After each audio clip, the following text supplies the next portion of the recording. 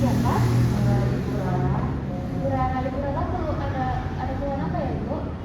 Saya merasakan bokong saya terasa panas, dok. Terus apabila saya berdiri tegak itu akan merasakan nyeri.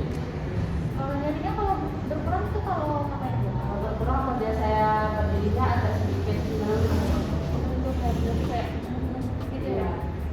Baik. Ibu ada akhir-akhir ini ada sakit? tidak ada. Tidak ada ya. Kalau dulu berapa tahun lalu itu Ibu ada sakit nggak? Tidak. Keluarga Ibu kalau ada yang pernah mengalami seperti Ibu? Tidak ada. Tidak ya. Ibu apa punya kebiasaan merokok? Tidak ada. Minum alkohol? Enggak ya, Bu ya. Baiklah, jadi mungkin nanti kita akan melakukan pemeriksaan baik-baik kepada Ibu. Tapi pada saat pemeriksaan mungkin Ibu agak merasa sedikit kurang nyaman ya. Apakah Ibu bersedia? Baiklah, jika bersedia, silakan Ibu ke meja pemeriksaan. Sementara saya mencuci tangan terlebih dahulu ya. Silakan Bu.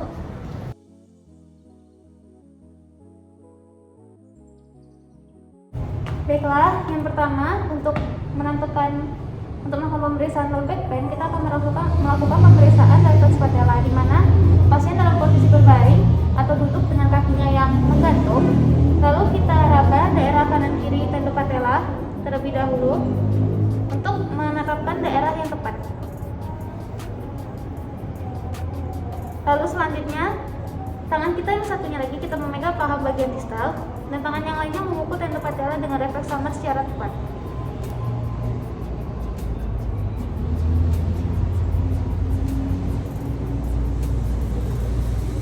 Baiklah, tangan yang memegang bagian paha tadi itu akan merasakan kontraksi otot quadriceps, dan pemeriksa dapat melihat tungkai bawah yang bergerak seperti ini secara menyentak kemudian berakhir sejenak.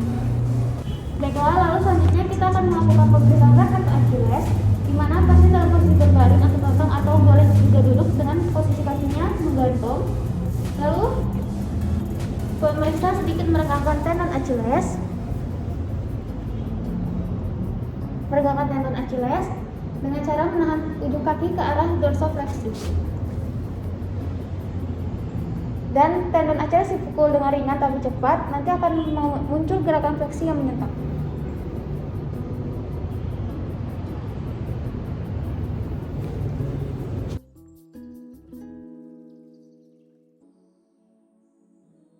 Baiklah, selanjutnya kita melakukan pemeriksaan untuk menentukan iritasi radikulase, di mana pasien berbaring terlentang dan pemeriksa melakukan fleksi tungkai kanan dalam posisi lututnya ekstensi. Kita lakukan fleksi sampai 70 derajat. Lalu menanyakan pasien apakah nyeri, Bu, atau kita bisa melihat ekspresi wajah pasien. Lalu kita lakukan juga pada tungkai yang satunya lagi. Kita lihat apakah pasien merasakan nyeri atau tidak. Untuk interpretasi hasilnya akan normal jika pasien tidak merasakan nyeri dan positif bila pasien merasakan nyeri.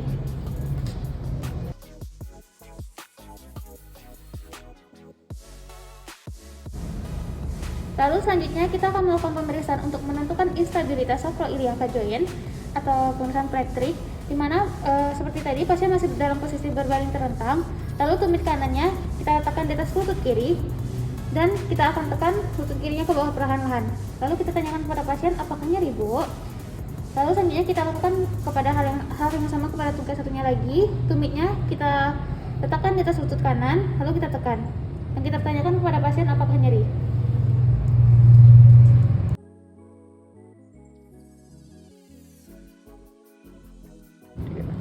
Selanjutnya kita melakukan pemeriksaan motorik pada LBP, di mana yang pertama kita melakukan inspeksi terlebih dulu. Kita perhatikan apakah ada atrofi otot. Lalu selanjutnya kita melakukan palpasi. Kita palpasi kepada otot kepada kedua tungkai untuk menentukan tonus. Lalu secara pasif tungkai pada sendi lutut dan gerakan flexi dan ekstensi dimulai dengan gerakan lamban makin lama makin cepat. Kita lakukan ke tungkai satunya lagi. Selanjutnya kita melakukan pemeriksaan kekuatan motorik sesuai distribusi myotomal radix. Yang pertama kita melakukan pemeriksaan pada fungsi hip flexion, di mana pasien berbaring terlentang, lalu kita fleksikan sendi pinggul dan lutut. Kita berikan tahanan di atas lutut dan kita minta pasien untuk melakukan fleksi maksimal sendi pinggul.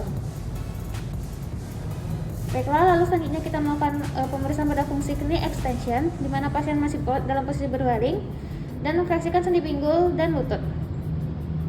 Berikan tahanan di atas pergelangan kaki dan minta pasien untuk melakukan ekstensi lutut.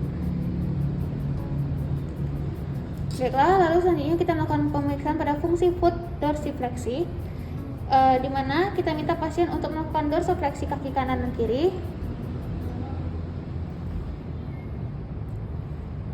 Kita berikan tahanan di atas dorsum pedis kanan dan kiri ke arah plantar. Lalu kita dorsifleksi, kita bandingkan hasil kiri dan kanan. Lalu selanjutnya kita melakukan pemeriksaan pada fungsi extension of the big toe. Kita minta pasien untuk melakukan dorsifleksi ibu jari kanan dan kiri.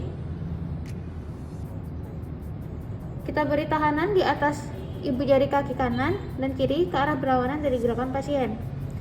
Kita bandingkan juga hasil kiri dan kanan.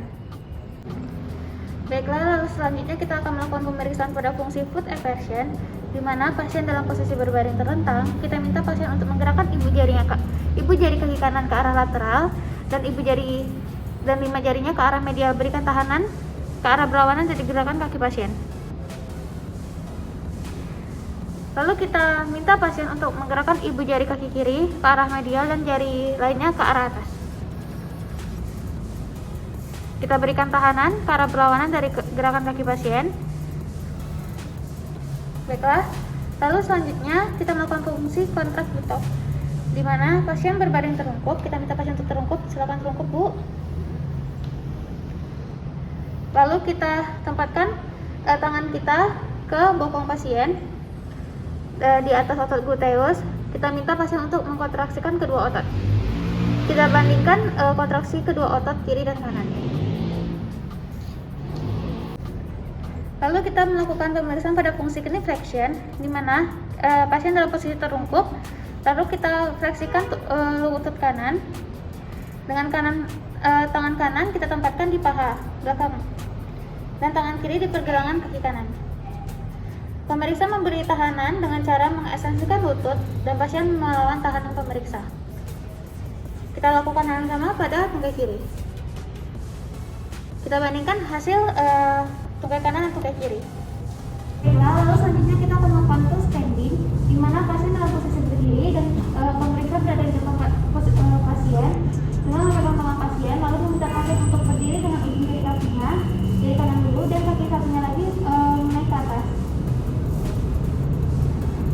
Silakan lakukan ke kaki satunya lagi, Bu. Baik, terima kasih, Bu. Baiklah, dari hasil pemeriksaan yang telah dilakukan di sini didapatkan hasil bahwa pasien normal karena dapat melakukan gerakannya dengan baik.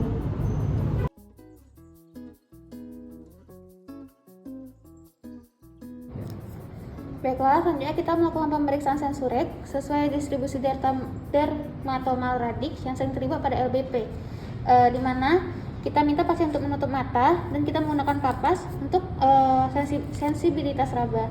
Kita goreskan kapas sesuai distribusi dermatomal radix, di mana kita goreskan ke L2, kita goreskan juga ke L3, ke L4 dan L5 di bagian tungkai kanan dan tungkai kiri, ke L2, L3, L4 dan 5. Kita minta pasien untuk membandingkan apakah ada perbedaan sensasi raba di kedua sisi. Bergabung